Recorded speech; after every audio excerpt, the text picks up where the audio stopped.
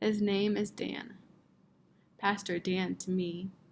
3 years ago, he was standing in the back of the church watching the worship band practice, and suddenly he fell to the ground. He had been feeling fine, and no history of heart disease. Luckily, one of the band members had just completed a CPR class. Luckily, the Firehouse 44 was less than a block away. Luckily, the church had previously purchased an AED. Because of all these things were in place, Pastor Dan is preaching our sermons again at Cornerstone Lutheran Church. Pastor Dan was a victim of sudden cardiac death. According to American Heart Association, less than 10% of people who suffer from cardiac death survive. His heart stopped and he was dead. But thanks to the help of some well-trained bystanders and the quick arrival of the EMS and the use of the AED, he is alive and well. AED is an automatic external defibrillator. Its function is to restore the heart to normal rhythm by delivering an electric shock. Today, I'm going to tell you how to use an AED and how it's important that everyone knows how to use one and knows where they're located.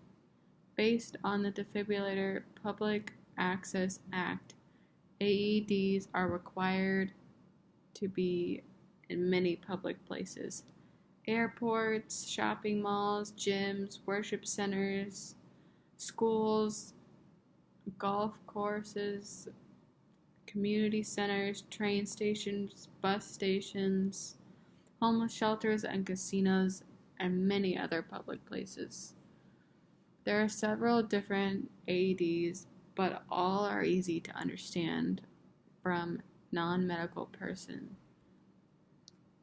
The machine talks you through how to use it. CPR should be included in saving this person's life, but today I'm going to focus on the AED. First, you turn on the machine. Sometimes it automatically turns on when you open the box. The voice will prompt you on what to do. First, you remove the clothes from the victim and wipe off anything on their chest and make sure it's dry. If there are any medical patches or pacemakers, which is a bump in their skin, underneath their skin, avoid placing the AED there.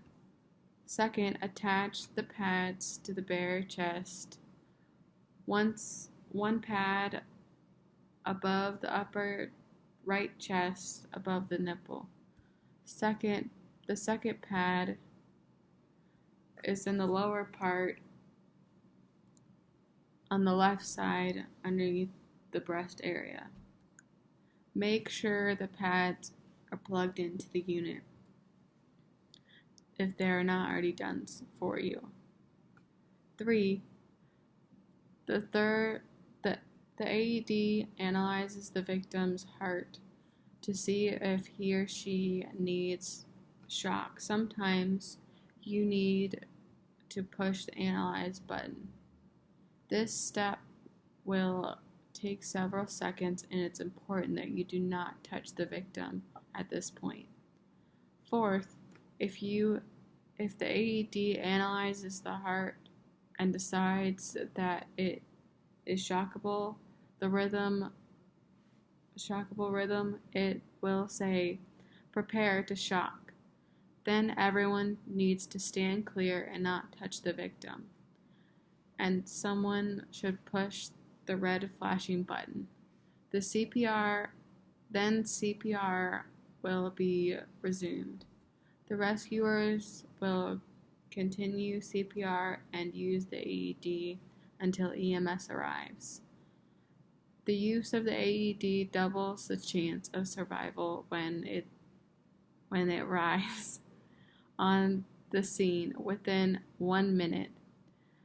The device can save your friend's or family's life. If you find yourself in this situation, wouldn't it be worth your time to use the AED? Unit OK.